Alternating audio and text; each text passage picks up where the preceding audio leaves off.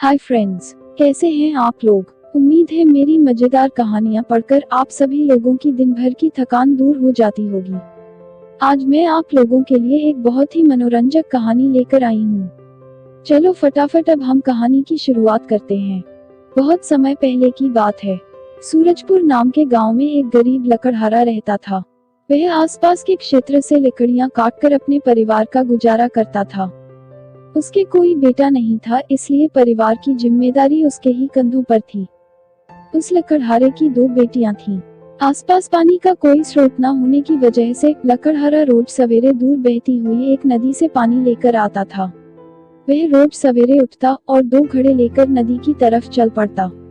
वहां पहुंचने पर सबसे पहले वह स्नान करता था और फिर उन दोनों घड़ों को पानी से भर लेता।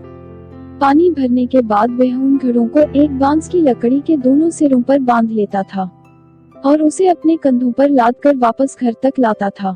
रोज सुबह उसकी यही दिनचर्या थी। इतनी दूर से घड़ों में पानी भरकर लाना बहुत कष्टदायक काम था। दोनों घड़ों में से एक घड़ा सही सलामत था, लेकिन दूसरा घड़ा एक जगह से फूटा हुआ था। इसलिए जब भी लकड़हारा नदी से पानी भरकर घर तक पहुंचता, एक घड़ा पानी से लबालब भरा रहता था और दूसरे घड़े से पानी रिसने के कारण वह घड़ा आधा खाली हो जाता था। रास्ते भर में उस फूटे हुए घड़े से पानी बहता रहता था। लकड़हारे को इस बात का ज्ञान था, लेकिन गरीबी की वजह से वह नया घड़ा नहीं ले सकता था। सही सलामत घड़े को खुद पर बड़ा घमंड था कि वह लकड़हारे के घर तक पूरा पानी पहुंचाता है। दूसरी ओर फूटा घड़ा खुद को नीचा समझता था और हमेशा शर्मिंदा रहता कि वह किसी काम का नहीं है। उस फूटे हुए घड़े को ग्लानि महसूस होती कि उसके कारण लकड़हारे की पूरी मेहनत बेकार चली जाती है। एक दिन उस फूटे घड़े से नहीं रहा गया और उसने लकड़हारे से इस बारे में बात करने का निश्चय किया।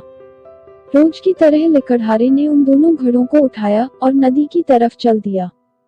नदी के पास पहुंचकर जब लकड़हारे ने उन घड़ों में पानी भरा तो फूटे हुए घड़े से पानी बहना चालू हो गया। यह देखकर उस फूटे हुए घड़े ने लकड़हारे से क्षमा मांगते हुए कहा, मालिक, मैं खुद पर बहुत शर्मिंदा हूँ। मैं ठीक तरह से आपके काम नहीं आ पा रहा हूँ। अब आप मुझे सेवानिवृत्त कर दीजिए और आप एक नया घड़ा ले आइए। घड़े की इस बात पर लकड़हारे ने पूछा, क्यों, ऐसी क्या बात हो गई? तुम नया घड़ा लाने के लिए क्यों कह रहे हो? मेरी आर्थिक हालत वैसे भी बहुत तंग है, मैं इस समय नया घड़ा नहीं ला सकता। लकड़हारे की यह बात सुनकर उस फूटे हुए घड़े ने बताया, मालिक, शायद आप इस बात से अनजान हैं कि मैं एक जगह से फूटा हुआ हूँ और नदी से घर तक पहुँचते पहुँचते मेरा आधा पानी रिस जाता है। मेरी इस कमी के कारण आपकी मेहनत व्यर्थ चली जाती है और दूसरी तरफ मेरे साथ का दूसरा घड़ा बिल्कुल ठीक है। वह घड़ा आपके घर तक पूरा पानी पहुँचाने में सक्षम है। यह सुनकर वह लकड़हारा उस घड़े से बोला, तुम दुखी मत हो, तुम जैसा सोच रहे हो वैसा बिल्कुल नहीं है। मुझे अच्छी तरह से ज्ञात है कि तुम फूटे हुए हो, लेकिन मैं जानबूझकर तुम्हें तुम्हारी सेवा से मुक्त नहीं कर रहा हूँ। इसका एक बहुत विशेष कारण है। बस आज नदी से वापस जाते हुए मार्ग में खिले हुए सुंदर फूलों को देखना, तुम्हारा मन बहल जाएगा। फूटे घड़े ने वैसा ही किया। जब लकड़हारा दोनों घड़ों को पानी से भरकर वापस अपने घर जा रहा था तो वह फूटा घड़ा रास्ते भर सुंदर फूलों को देखता हुआ आया। इतने खूबसूरत फूलों को देखकर उसका विचलित मन शांत हो गया, लेकिन जब घर पहुंचते ही उसने पाया कि वह पुनः आधा खाली हो चुका है। यह देखकर उस पर फिर से उदासी छा गई। दूसरे घड़े को पानी से लबालब भरा हुआ देखकर उसका मन फिर से विचलित हो गया। उसने लकड़हारे से आग्रह किया कि वह उसकी जगह कोई अच्छा और सही सलामत घड़ा ले ले। यह सुनकर लकड़हारा मुस्कुराते हुए बोला, क्या तुमने ध्यान दिया कि बांस के जिस सिरे पर तुम बंधे रहते हो उस ओर के मार्ग में सुंदर फूल खिले हुए हैं, जबकि मार्ग के दूसरी ओर की जमीन सूखी है। ऐसा नहीं है कि मैं इस बात से अनजान हूँ कि तुम फूटे हुए हो। यह बात जानते हुए ही मैंने मार्ग के उस ओर सुंदर और रंग बिरंगे फूल लगा दिए थे।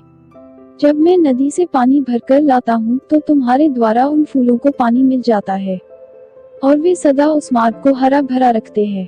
तुम्हारे कारण ही वह मार्ग इतना सुंदर हो पाया है, इसलिए तुम खुद को किसी से कम मत समझो। तुम्हारी इस कमी के बावजूद भी तुम बहुत विशेष हो। लकड़हारे की यह बात सुनकर फूटा हुआ घड़ा गदगद हो गया। कहानी से सीख। इस दुनिया में कोई भी छोटा या बड़ा नहीं होता है, सबकी अपनी अपनी उपयोगिता होती है। हमें बस अपने सामर्थ्य को पहचानने की जरूरत होती है। आप लोगों को ये कहानी कैसी लगी, कमेंट करके मुझे अवश्य बताएं ताकि मैं ज्यादा से ज्यादा मजेदार कहानियां आप लोगों तक ला सकूं। आप लोगों से अनुरोध है कि मेरे चैनल को सब्सक्राइब करें और साथ ही इस वीडियो को लाइक करें। हो सके तो इस वीडियो को आप अपने दोस्तों के साथ व्हाट्सएप, इंस्टाग्राम और फेसबुक पर अवश्य शेयर करें। आपका सहयोग मुझे अच्छी अच्छी कहानियां बनाने के लिए प्रेरित करेगा। नई नई कहानियों के नोटिफिकेशन के लिए बेल आइकॉन को जरूर दबाएं। धन्यवाद।